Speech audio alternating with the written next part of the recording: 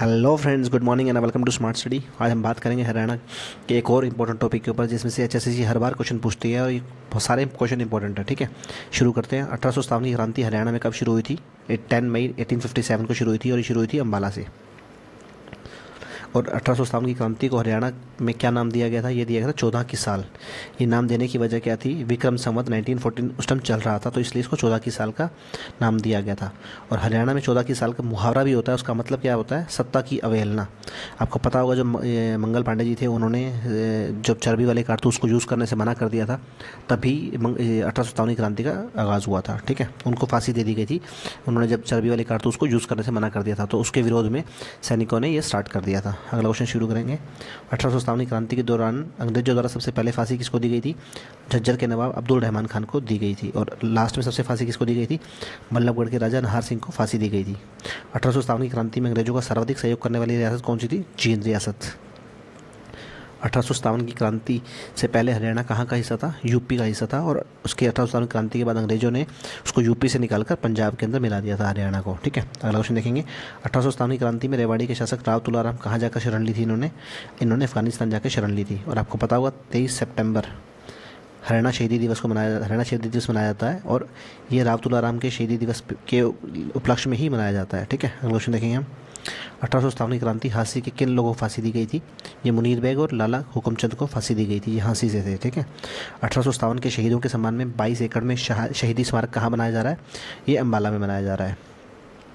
1857 की क्रांति किस राजा को उसके जन्मदिवस पर फांसी दी गई थी? राजा नाहर सिंह। ये बल्लभगढ़ के आखिरी राजा थे। और इनका जो महल है, नाहर सिंह महल है, वहाँ पर बल्लभगढ़ में कार्तिक सांस्कृतिक महोत्सव मनाया जाता है हर साल, उस महल में।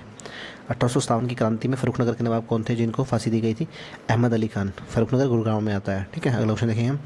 झज्जर, बल्लभगढ़, फर्रुखनगर के नवाबों को फांसी दिए जाने का विवरण किस पत्रिका में मिलता है?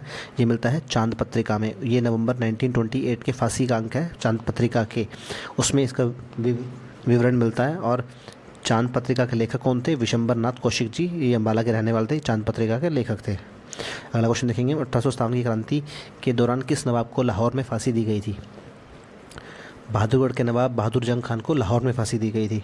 1857 ईस्वी राज्य की सबसे छोटी रियासत कौन सी थी? उस टाइम बहादुरगढ़ सबसे छोटी रियासत थी।